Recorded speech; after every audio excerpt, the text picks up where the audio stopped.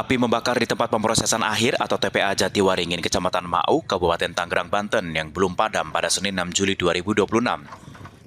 Upaya pemadaman dilakukan secara terpadu. Nyala api dimatikan, diberi air dari bawah, disuntik ke bawah dari atas helikopter jalan terus pemadam kebakaran. Data dari Kementerian Lingkungan Hidup pada Minggu 5 Juli 2026 mengungkapkan luas area kebakaran di TPA Jatiwaringin sebelumnya mencapai 15 hektar, kini tinggal 3,6% dari total area yang terbakar. Penanganan kebakaran dilakukan secara terpadu melibatkan berbagai instansi, mulai dari pemadam kebakaran, Badan Nasional Penanggulangan Bencana, Kementerian Kehutanan, Kementerian Kesehatan, dan pemerintah daerah setempat. BNPB menyiapkan teknologi modifikasi cuaca untuk mempercepat proses pemadaman. Operasi teknologi modifikasi cuaca di area TPA Jatiwaringin, Mau, Kabupaten Tangerang, Banten, belum bisa dilakukan pada Minggu siang 5 Juli 2026. Hal ini dikarenakan terkendala cuaca dan awan. Bupati Kabupaten Tangerang, Maisyal Rashid mengatakan untuk membuat hujan buatan atau modifikasi cuaca belum bisa dilakukan karena awan tidak mendukung. Maisyal Rashid meminta doa kepada seluruh masyarakat agar bencana kebakaran ini cepat selesai. Dalam penanganannya, kebakaran TPA Jatiwaringin tidak bisa dilakukan secara cepat lantaran karakteristik kondisi kedaruratan seperti kebakaran lahan gambut sebab titik-titik api berada di permukaan paling dalam hingga prosesnya harus dilakukan secara maksimal. Dan tentunya nanti mudah-mudahan cepat selesai juga, cepat teratasi. Setelah teratasi pastinya kita sudah juga memprogramkan untuk mitigasinya, pencegahannya. Jadi pagi, siang, sore akan kita siram terus walaupun tidak ada api, tidak ada asap, kita siram terus. Juga ada upaya-upaya racun apa tadi? Racun api. Racun api juga sudah dipasang juga, sudah digunakan juga oleh kita. Jadi ini bahagian daripada upaya kita setelah ini selesai, insya Allah mitigasinya akan kita jalankan tadi. Antara ini adalah siraman pagi, siang, sore secara komprehensif di lokasi ini yang bisa dijamah, ya. Yang keduanya ya tentunya kita harus supaya antisipasi dengan masyarakat apabila nanti ada asap dan sebagainya. Kementerian Lingkungan Hidup bersama dengan lembaga terkait akan mengupayakan rekayasa cuaca agar bisa mempercepat penanganan pemadaman kebakaran di TPA Jatiwaringin. Dari Tangerang, Banten, Mujib Latumairisa, Berita Nasional TV.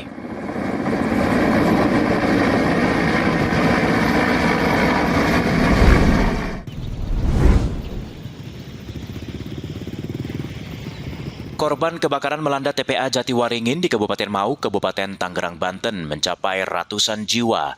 Berdasarkan data Informasi dan Komunikasi Kebencanaan Badan Nasional Penanggulangan Bencana atau BNPB, pada Minggu 5 Juli 2026, sebanyak 231 orang mengungsi akibat kebakaran. Ratusan warga mengungsi menghindari dampak buruk dari asap kebakaran. Mereka yang mengungsi yaitu 60 anak-anak, 7 lansia, 1 ibu hamil, 137 dewasa, 26 balita, dan 1 penyandang disabilitas. Pemerintah memberi bantuan logistik berupa kasur untuk pengungsi dan tim layanan kesehatan yang berjaga 24 jam. Data dari Badan Nasional Penanggulangan Bencana, 15 hektar luas TPA Jatiwaringin mengalami kebakaran. Sebesar 40% dari luas itu sudah dipadamkan dan dilakukan pendinginan. Upaya pemadaman dilakukan melalui jalur darat maupun jalur udara. Sebelumnya kebakaran terjadi di TPA Jatiwaringin di Kabupaten Tangerang sejak Selasa 30 Juni 2026. Kementerian Lingkungan Hidup menduga kebakaran dipicu kondisi cuaca panas menyebabkan munculnya titik api di timbunan sampah dan kemudian menjalar. Namun, dugaan pasti penyebab kebakaran masih diselidiki. Dinas Kesehatan Kabupaten Tangerang mencatat 154 warga mengalami infeksi saluran pernafasan akut (ISPA) akibat paparan asap kebakaran TPA Jatiwaringin. Pemerintah pusat turun tangan menangani para masyarakat terdampak kebakaran.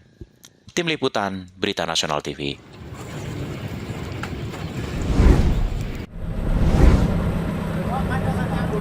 Aktivitas para nelayan di kawasan pesisir Kecamatan Labuan, Kabupaten Pandeglang, Banten berlangsung seperti biasa pada Minggu 5 Juli 2026. Sejumlah nelayan sejak pagi hari bersiap membawa perahu, menjaring ikan menuju perairan lepas Selat Sunda, padahal Gunung Anak Rakatau menunjukkan aktivitas erupsi vulkanik. Sebelumnya pada Jumat 3 Juli 2026, Badan Geologi menaikkan tingkat aktivitas vulkanik Gunung Anak Rakatau menjadi level 3 atau siaga. Hal ini menyusul peningkatan gempa tremor serta erupsi memuntahkan abu coklat setinggi 200 meter ke udara. Kondisi ini membuat nelayan khawatir, namun karena hasil tangkapan ikan menjadi satu-satunya sumber utama penghasilan, para nelayan memilih berpasrah pada alam. Guna menjaga keselamatan, para nelayan memastikan tidak mendekati zona bahaya kawasan Gunung Anak Rakatau, serta selalu memantau informasi cuaca dari pihak berwenang. Para nelayan mengaku sudah terbiasa dengan kondisi fluktuasi Gunung Anak Rakatau yang kerap erupsi. Mereka berharap kondisi segera membaik agar bisa mencari nafkah dengan tenang tanpa dihantui rasa takut. Cuaca sekarang emang udah musim ketiga, kalau udah timuran, tapi dengan sekarang kondisinya Anak Krakatau lagi erupsi. Erupsi meluap-meluap, lagi masih erupsi lagi, bahkan nambah besar. Merasa khawatir enggak sih Mas sebagai nelayan? Khawatir, cuman gimana lagi masih cari buat ini aja nasi, buat makan nasi. Oh gitu ya? Jadi, Meski aktivitas melaut tetap berjalan normal, pihak Syah Bandar dan KP Tri Lokal memperketat pengawasan jalur keluar masuk perahu. Nelayan dihimbau selalu membawa alat keselamatan berupa pelampung guna mengantisipasi gejala alam susulan yang bisa terjadi sewaktu-waktu. Dari Pandeglang, Banten, Firman Arif, Berita Nasional TV.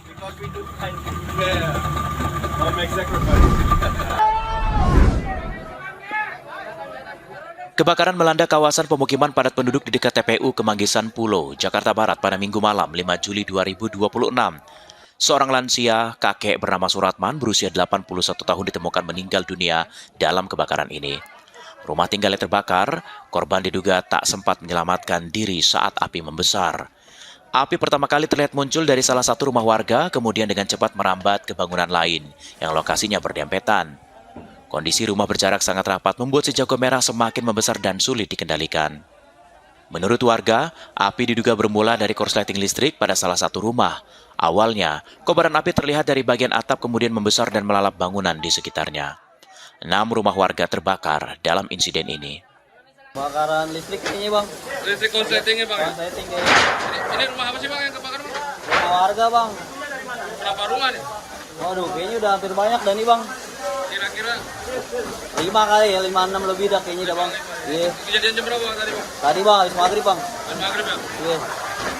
Langsung cepat ya damkan Langsung deh. Amanin dia. Api berawal dari mana bang? Tadi titik mana bang? Dari rumah sini nih bang kayaknya. Atapnya dulu? Iya. Pada Senin 6 Juli 2026, api berhasil dipadamkan. Dalam proses penanganan, Sudin Gulkarmat Jakarta Barat mengerahkan total 20 unit mobil pemadam beserta sekitar 100 personil gabungan. Rinciannya, 5 unit dikerahkan pada tahap awal, kemudian ditambahkan 15 unit pada tahap kedua untuk mempercepat proses pemadaman. Tim Liputan Berita Nasional TV.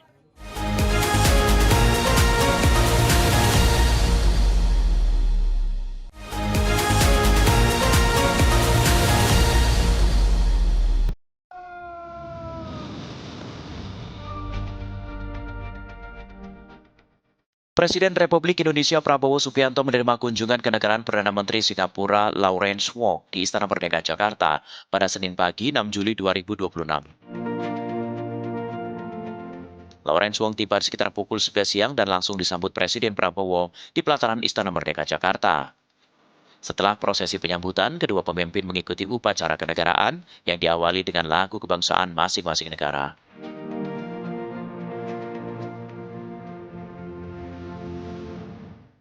Prabowo dan Wong kemudian memperkenalkan delegasi dari Indonesia dan Singapura sebelum melanjutkan pertemuan di ruang kredensial. Menurut kantor Perdana Menteri Singapura, pertemuan ini membahas perkembangan terbaru proyek-proyek bilateral yang telah dijalankan sejak Leaders Retreat pada Juni 2025. Kedua negara juga menjajaki langkah memperkuat kolaborasi berbagai bidang yang saling menguntungkan, serta bertukar pandangan mengenai perkembangan regional dan global. Pertemuan ini menjadi pertemuan kedua antara Presiden Prabowo dan Perdana Menteri Lawrence Wong.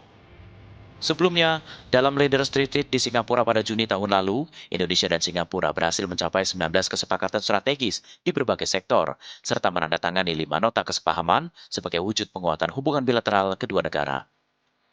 Tim Liputan Berita Nasional TV.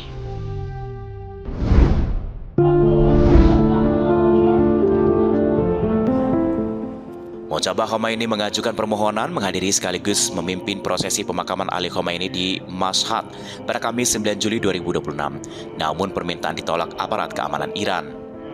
Keputusan ini diambil setelah muncul kekhawatiran bahwa Israel bisa memanfaatkan momen pemakaman untuk melacak lokasi Mojtaba atau melancarkan serangan terhadapnya.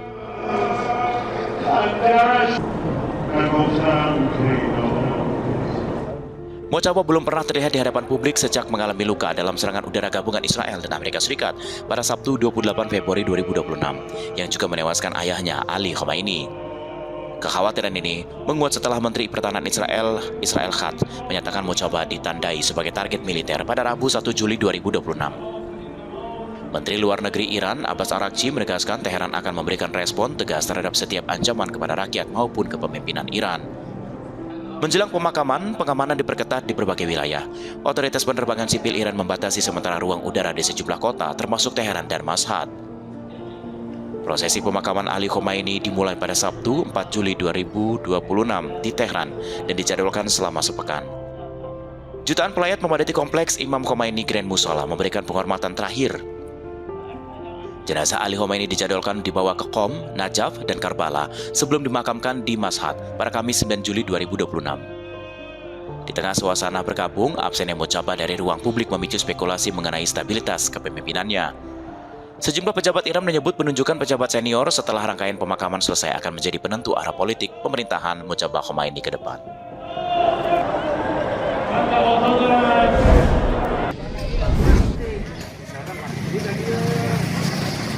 Puluhan warga terdampak kepulan asap kebakaran tempat pemrosesan akhir TPA Jatiwaringin, Kecamatan Mau, Kabupaten Tangerang, Banten pada Senin siang masih bertahan di tempat pengungsian yang disediakan pemerintah setempat di kantor desa Tanjakan Mekar. Hingga hari ke-7 aktivitas di posko pengungsian di kantor desa masih ada 28 warga yang masih bertahan di tempat pengungsian akibat rumah mereka tertutup kepulan asap dari kebakaran TPA tersebut. Salah satu pengungsi Kipti mengatakan dirinya sudah 7 hari bersama keluarga mengungsi di kantor desa yang dijadikan posko pengungsian dikarenakan rumahnya terdampak kepulan asap dari kebakaran TPA. Saya juga ada ibu ya lansia yang punya asma, itu pengaruh banget sih untuk paru-paru, sih bahaya sih untuk kesehatan juga. Ibu yang sudah usiaan, Iya betul, ada anak-anak juga sih. Kebanyakan sih di sini lansia, ibu hamil sama anak-anak sih. Sementara itu, Kepala Desa Tanjakan Mekar Uti mengatakan hingga saat ini dari ratusan jiwa yang mengungsi, sebagian sudah kembali ke rumah mereka masing-masing. Dari data terakhir masih ada 20 jiwa yang bertahan di tempat pengungsian. Kalau untuk sekitar 20 orang. Jumlah total sih semalam hampir 180. Mungkin sebagian warga ada yang pulang dulu. Ya mungkin yang belum mandi mungkin balik dulu. Insya Allah mungkin ya secepatnya ke pengungsian. Meski demikian, petugas gabungan dari BPBD, TNI Polri, KLHK, Tim Manggala Agni dari Kementerian Kehutanan, dan sejumlah instansi terkait masih berupaya memadamkan titik api yang masih menyala. Dari Tangerang, Tim Liputan Berita Nasional TV.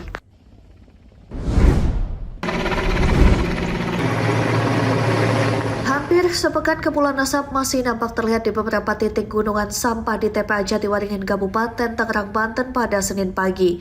Diduga titik api masih ada di area bawah gunungan sampah yang hingga saat ini terus dioptimalkan petugas gabungan BPBD, pemadam kebakaran, serta 2 unit helikopter waterbombing.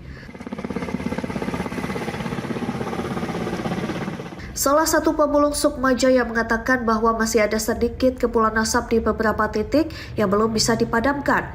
Ia menyebut saat ini kebakaran tidak terlalu parah dibandingkan dengan hari pertama hingga hari ketiga. Kalau asap masih ada. Tapi semalam api masih ada nggak? Nggak ada. Sisa-sisa Dari kemarin sudah nggak ada api, hanya asap. berkurang Pak. Iya, masih berkurang. Pak, ini Bapak kan masih belum nih Pak. Hah? Berbahaya nggak sih Pak? Waktu sekarang ini sudah enakan. Waktu kemarin kampung asap. Ke kampung? Iya. Termasuk ke rumah Bapak? Kalau masuk singgah lah. Ya, maksudnya termasuk ke Iya, masuk depan rumah itu semua. Daerah ini nih. Sementara itu, upaya koordinasi lintas sektor terus dilakukan guna memaksimalkan proses pemadaman api di TPA Jatiwaringin, Kabupaten Tangerang. Dari Tangerang, Tim Liputan Berita Nasional TV.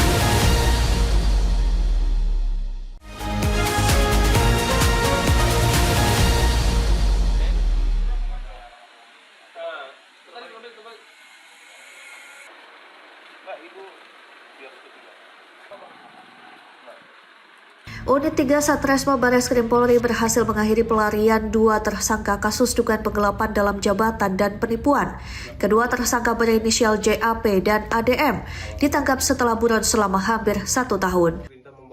Kasus ini mencuat setelah pihak korban yakni PT HSJ mencium adanya kejanggalan dalam laporan keuangan kedua pelaku terkait agenda pemasaran perusahaan. Modus yang digunakan para pelaku adalah dengan membuat rencana strategis dan proposal event peluncuran produk fiktif. Dengan dokumen palsu tersebut, mereka mengajukan anggaran hingga mencairkan dana besar dari perusahaan. Kecurigaan manajemen bermula saat audit internal menemukan banyak kejanggalan administratif pada laporan pertanggungjawaban. Setelah ditelusuri, event promosi tersebut ternyata sama sekali tidak pernah diselenggarakan. Akibatnya, PT HSJ mengalami kerugian nyata mencapai 7,2 miliar rupiah. Dengan menyatakan surat perintah membawa saksi, kemudian kami bersama-sama dengan Polres Metro Jakarta Barat melakukan penyelidikan, di mana hasil penyelidikan tersebut membuahkan hasil.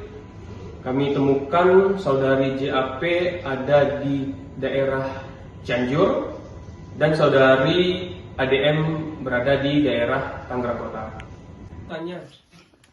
Tersangka Jami berhasil ditangkap di kawasan perumahan Duta Metropolis Residence Cugenang, Cianjur pada Mei lalu. Meski petugas sempat terkendala minimnya petunjuk, pengembangan penyelidikan kemudian berhasil mengarah kepada tersangka kedua ADM yang dibekuk di perumahan Duren Village, Kota Tangerang. Kini kedua tersangka beserta barang bukti telah diserahkan ke penyidik Polres Metro Jakarta Barat. Atas perbuatannya, kedua pelaku dijerat pasal 486 dan atau pasal 488 KUHP tentang penggelapan dalam jabatan dan penipuan. Dari Jakarta, Teofandi, Berita Nasional TV.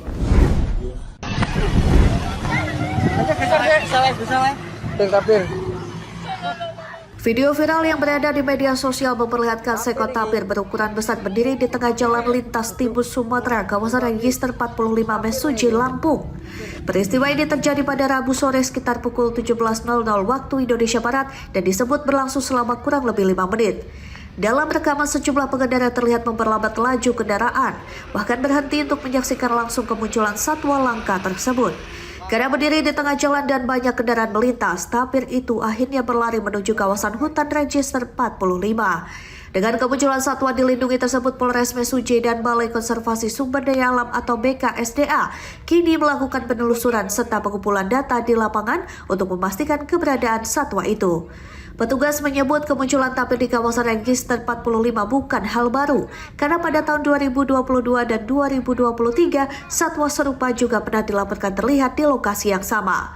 Pihak kepolisian pun mengimbau masyarakat agar tidak mengejar, menangkap, atau melukai tapir, karena satwa tersebut merupakan satwa yang dilindungi negara. Waktu Indonesia bagian Barat. Informasi dari warga sekitar yang menyaksikan hewan tapir tersebut lebih kurang ada 5 menit. Kemudian karena posisi berdiri hewan tapir di tengah jalan dan banyak kendaraan yang melintas sehingga tapir tersebut lari menuju ke hutan Register 45. Upaya dari Jika menemukan kembali keberadaan tapir, warga diminta segera melaporkan kepada petugas untuk dilakukan penanganan dan mitigasi demi keselamatan satwa maupun manusia. Dari Mesuji, Lampung, Tim Liputan Berita Nasional TV.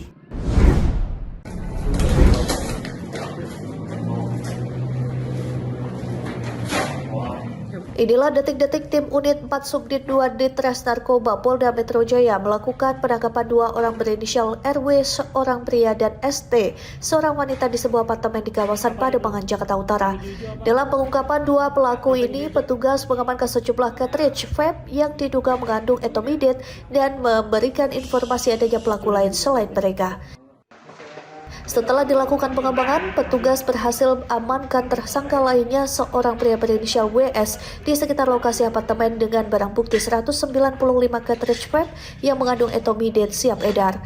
Menurut AKBP Triyatno Pamungkas, Kasubdit 2 Ditres Narkoba Polda Metro Jaya, ketiga pelaku tersebut akhirnya menunjukkan sebuah apartemen yang dijadikan laboratorium praktik produksi narkotika jenis etomidate dalam bentuk cartridge vape di sebuah apartemen di kawasan BSD Tangerang Selatan.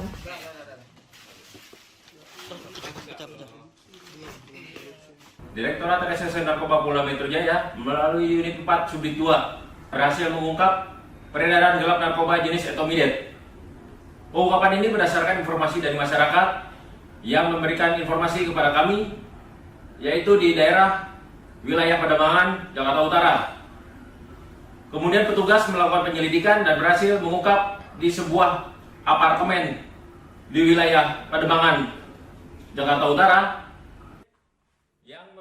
Dalam lokasi penggerebekan di sebuah apartemen tersebut, petugas menyita barang bukti berupa bahan baku etomidate, ribuan cartridge kosong siap isi, ribuan kemasan berbagai merek, cairan pelarut, gelas ukur, timbangan digital, kompor kimia listrik, alat penyegel, berbagai perlengkapan lain yang diduga digunakan dalam proses produksi cartridge vape mengandung narkotika jenis etomidate. Selanjutnya ketiga tersangka dan seluruh barang bukti telah dibawa ke kantor Ditres Narkoba Polda Metro Jaya guna kepentingan penyidikan lebih lanjut. Dari Jakarta, Theo Fandi, Berita Nasional TV.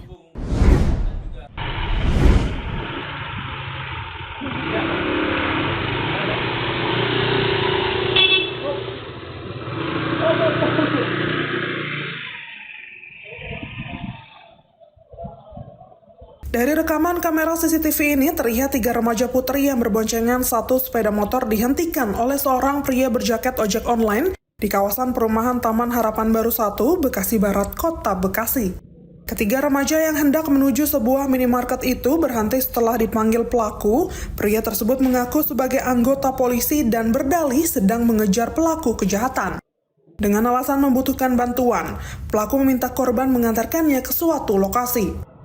Tanpa menaruh curiga, ketiga remaja itu menuruti permintaan pelaku, namun saat tiba di lokasi yang sepi, rekan pelaku yang sejak awal membuntuti korban muncul dan menodongkan benda yang menyerupai senjata api.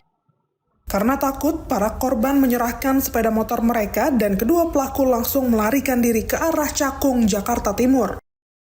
Polisi yang menerima laporan kasus ini langsung melakukan penyelidikan dengan memeriksa para korban dan mengamankan rekaman CCTV untuk mengidentifikasi pelaku. Kita masih mendalami ya kalau yang itu ya, karena kita masih mendalami berkaitan dengan hal tersebut. Pak, terkait yang ini Pak, video yang kunci utama adalah dari kita sendiri, masyarakat, bagaimana kita untuk bisa meningkatkan kegiatan pengamanan di lingkungan kita. Polisi mengimbau masyarakat agar tidak mudah percaya kepada orang yang tidak dikenal meski mengaku sebagai petugas atau meminta pertolongan. Apabila menemui hal yang mencurigakan, masyarakat diminta segera menghubungi kepolisian terdekat. Dari Bekasi, jurnalis Berita Nasional TV.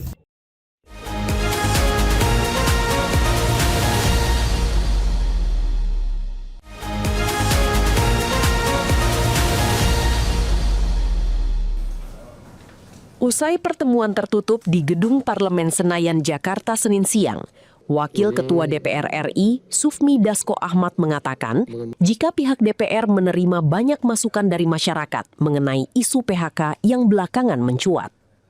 DPR merespon dengan memfasilitasi pertemuan antara perwakilan TikTok, baik dari kantor pusat di Cina maupun manajemen TikTok Indonesia yang telah mengakuisisi Tokopedia. Pertemuan juga dihadiri Menteri Ketenagakerjaan guna membahas duduk persoalan serta memastikan informasi yang berkembang di tengah masyarakat dapat diklarifikasi secara langsung. Melalui dialog tersebut, Dasko mengatakan ada kejelasan dari pihak TikTok dan pemerintah terkait langkah penyelesaian persoalan PHK. Hasil pertemuan diharapkan memberikan kepastian bagi para pekerja, sekaligus memastikan seluruh proses berjalan sesuai ketentuan yang berlaku. Beberapa hari terakhir ini, kami dari Dewan Perwakilan Rakyat Republik Indonesia itu kemudian menerima masukan maupun hal-hal yang viral di media sosial, terutama menyangkut isu pemutusan hubungan kerja dari karyawan TikTok yang akhir-akhir ini mengemuka. Pada hari ini saya memfasilitasi pertemuan, kami mengundang perwakilan dari baik TikTok di China maupun TikTok di perwakilan TikTok di Indonesia yang mengakuisisi Tokopedia, dan tadi juga sudah sama-sama dengan Bapak Menteri Tenaga Kerja kita melakukan dialog, dan beberapa hal akan disampaikan oleh dari perwakilan toko TikTok di Indonesia, dan kemudian akan disampaikan beberapa hal dari Menteri Tenaga Kerja. Dari Jakarta, Mahendra Dewanata, Fahim Atar Faizi, Berita Nasional TV. Hal itu disampaikannya usai menghadiri pertemuan yang difasilitasi Wakil Ketua DPR RI Sufmi Dasko Ahmad bersama perwakilan Tokopedia dan TikTok Indonesia Senin siang di Gedung Parlemen Senayan, Jakarta. Yasir Lee mengaku mengapresiasi langkah cepat DPR merespons keresahan masyarakat.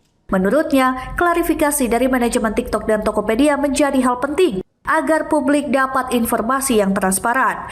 Yasir Lee juga mengapresiasi kebijakan internal mobility yang diterapkan TikTok Group. Skema tersebut dinilai memberi kesempatan bagi karyawan untuk tetap bekerja dengan berpindah ke unit usaha lain di dalam grup perusahaan. Pemerintah berharap ekspansi usaha tersebut dapat menciptakan peluang kerja baru sekaligus membuka kesempatan lebih luas bagi pasar tenaga kerja nasional. Tadi sama-sama mendengar difasilitasi untuk kemudian berdiskusi dengan TikTok Group. Ada beberapa hal yang ingin kami sampaikan. Yang pertama tentu apresiasi kepada pimpinan DPR ya, dengan cepat merespons apa yang banyak ya pertanyakan oleh masyarakat, dan tadi juga sudah diklarifikasi oleh Presiden Director dari TikTok Indonesia, Ibu Stefani.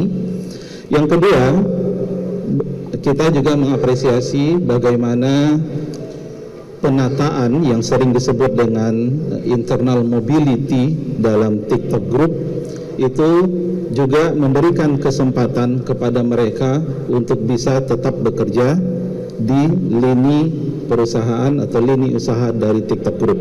Karena kita tahu TikTok Group tentu memiliki beberapa lini usaha, dan ini juga memberikan kesempatan kepada pekerja untuk kemudian bisa ya bekerja di lini usaha yang lain. Dari Jakarta, Mahendra Dewanata, Fahim Atar Faizi, Berita Nasional TV. Memasuki momen liburan, kediaman pribadi Presiden ke-7 Republik Indonesia Joko Widodo di Solo, Jawa Tengah ramai dikunjungi warga dari berbagai daerah yang menjadikannya sebagai destinasi wisata dadakan. Meski tak lagi menjabat sebagai presiden, namun sosok Jokowi masih diidolakan oleh warga. Hal itu terlihat dari banyaknya warga yang datang dan tampak memadati area depan rumah Jokowi. Pengunjung yang datang ini berharap dapat bersalaman dan berfoto bersama Jokowi di kediamannya. Meski harus menunggu berjam-jam lamanya untuk bisa bertemu langsung dengan Jokowi, namun warga tetap sabar menunggu dengan mengantri di depan kediamannya. Seperti salah satu pengunjung asal Tangerang ini, di mana ia sengaja datang bersama keluarganya karena penasaran ingin berkunjung ke Solo dan bertemu langsung dengan Jokowi. Kalau ke Solo karena memang kita belum pernah, terus karena kalau ke Pak Jokowi karena kebetulan saya pribadi milih pertama presidennya ke Pak Jokowi di 2014 lalu. Ya, presidennya membanggakan. Oke. Setelah bertemu Bapak tadi gimana mungkin tanggapannya Pak? Ya sangat humble ya Bapaknya ya. Dan aura ininya berasa sekali. Aura pemimpinnya berasa sekali. Sedangkan pengunjung lainnya, yakni Salsa, mengaku bahwa dirinya datang bersama seorang temannya dari Jogja ke Solo. Dirinya merasa sangat senang sekaligus tak menyangka setelah melihat suasana yang ada di rumah Jokowi, di mana warga sangat antusias untuk berkunjung. Bingung, senang banget pokoknya hari ini bisa ketemu Pak Jokowi. Happy. Deg-degan nggak sih Mbak? Apa? Deg-degan. Kita Kenapa? nunggu dari jam 6 loh Pak. Jam 6. Emang dari mana Mbak? Apa? Asalnya dari mana? Dari Jogja. Kenapa dari Jogja? KRL. Langsung ke sini nunggu. Nggak sia-sia ya nunggunya? Nggak dong, dapat kaos lagi. Usai bertemu dan foto bersama Jokowi di kediamannya, pengunjung juga mendapatkan hadiah kenang-kenangan berupa kaos dan buku tulis bagi yang membawa anak kecil. Dari Solo, Jawa Tengah, Raditya Hermansyah, Berita Nasional TV.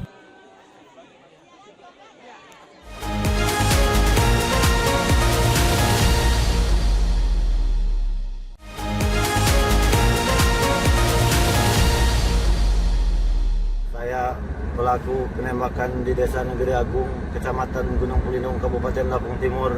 Saya menyerahkan diri karena saya takut tembak di tempat resmob. Setelah sempat menjadi buron dan diburu tim Tekap 308 Satreskrim Polres Lampung Timur, Andi Rustam Pelaku penembakan maut di Desa Negeri Agung, Kecamatan Gunung Pelindung, akhirnya menyerahkan diri. Tersangka datang ke pihak kepolisian dengan diantar tokoh masyarakat dan pihak keluarga karena takut menjadi target perburuan petugas. Saat menyerahkan diri, tersangka juga menyerahkan senjata api rakitan jenis revolver yang digunakan untuk menembak korban Pendi hingga tewas. Di hadapan penyidik, pria berusia 34 tahun ini mengakui seluruh perbuatannya. Tersangka mengaku emosi setelah mengetahui banyak undangan hajat miliknya yang salah alamat saat dibagikan oleh korban. Dan alhamdulillah berkat kerjasama dan komunikasi yang baik dengan tokoh masyarakat, tokoh agama, dan kepala desa, akhirnya terduga pelaku, dalam hal ini tersangka inisial AR, dapat kita amankan dalam waktu kurang dari 24 jam. Untuk motifnya sementara ini hanya karena salah mengantar undangan. Kebetulan si pelaku akan mengadakan pesta khitanan anaknya pada tanggal 7 Juli 2026. Tidak ada, untuk sementara belum ada motif lain, hanya kesalahan dalam proses pengantar undangan yang dilakukan oleh korban. Atas perbuatannya, tersangka dijerat pasal berlapis tentang pembunuhan dan Undang-Undang Darurat Kepemilikan Senjata Api Ilegal dan terancam hukuman penjara maksimal 15 tahun. Dari Lampung Timur, Lampung, Immanuel Simorangkir, Berita Nasional TV melaporkan.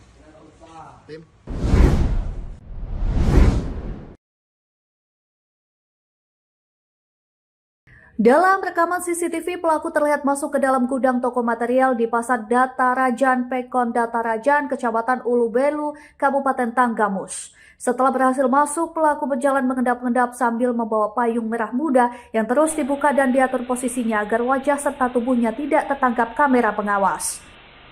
Polisi menyebut aksi pencurian itu terjadi pada 12 April 2026 sekitar pukul 2:15 waktu Indonesia Barat dengan kerugian mencapai 17 juta rupiah. Hasil penyelidikan, polisi berhasil menangkap 4 orang tersangka, masing-masing berinisial HS 22 tahun, S alias N 21 tahun, R 50 tahun, dan SH alias M 51 tahun.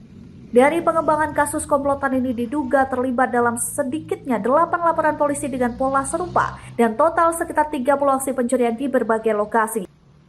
Bahkan dalam aksinya para pelaku diketahui membawa senjata tajam, senapan angin, hingga korek api berbentuk pistol untuk mengintimidasi korban. Dalam melaksanakan aksinya, memang para pelaku ini selalu berbekali diri dengan golok, kemudian juga ada safety, yang ini safety senapan angin, ada 2, dan juga ada trisula ini untuk melakukan aksinya. Dan juga ada beberapa banyak ini yang kita gelar dalam melakukan aksinya. Artinya pelaku ini nggak segan-segan melukai korbannya, Nenek? Ya, kalau udah ada persiapan, memang ini pelaku juga bisa apabila ada pemilik rumah atau penghuni yang melihat, dia sudah tidak segan-segan kemungkinan untuk melakukan atau melukai korban.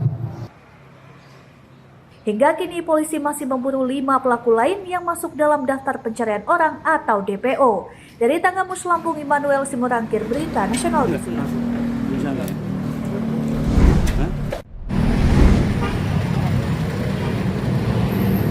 Inilah sejumlah tiang kabel utilitas milik berbagai operator yang nyaris roboh di Jalan Gunung Sahari Raya, Pademangan, Jakarta Utara, Sabtu sore.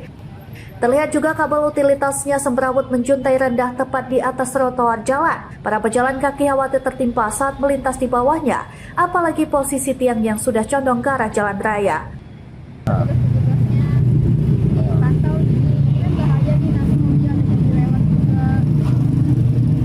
Ngeri ketimpa berarti ya? Gitu. Nah, kalau Mbak Yu ini mau kemana? Mau pulang. Mau pulang, emang biasa lewat jalur ini? Iya. Nah, ini baru pertama kali ngelihat atau gimana? Baru lihat ya? Ngeri nggak menurut? Ngeri ya? Iya. Diperhatiin lah. Yang kayak gini kan ngeri juga kalau jatuh. Gitu ya. Beruntungnya salah satu petugas dari operator kabel utilitas yang mendapat laporan ini langsung turun ke lokasi dan berusaha memperbaikinya sebelum memakan korban. Diduga peristiwa ini terjadi akibat kabel utilitas tersangkut kendaraan yang melintas.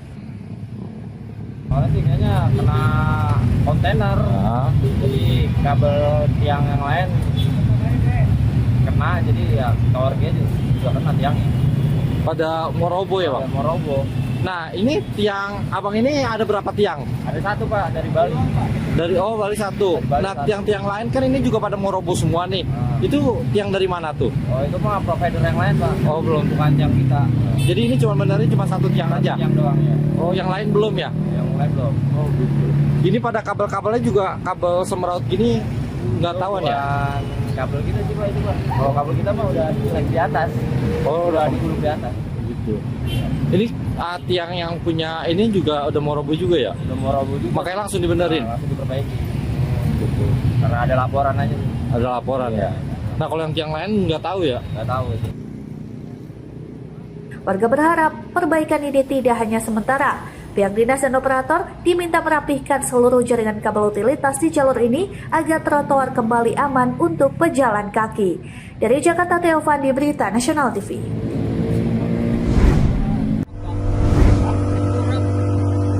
Tim SAR gabungan berhasil menemukan 2 pelajar yang tenggelam di Sungai Wai Sekampung, Kecamatan Gading Rejo, Kabupaten Pringsewu setelah melakukan pencarian selama 2 hari. Korban diketahui bernama Agam Dino Putra, usia 16 tahun, warga Pekon Tegal Sari, dan Faris, usia 16 tahun, warga Pekon Kresno Mulyo, Kabupaten Pringsewu. Kedua jenazah korban yang kini telah diserahkan ke pihak keluarga ini ditemukan pada jarak sekitar 100 meter dari lokasi pertama dilaporkan tenggelam.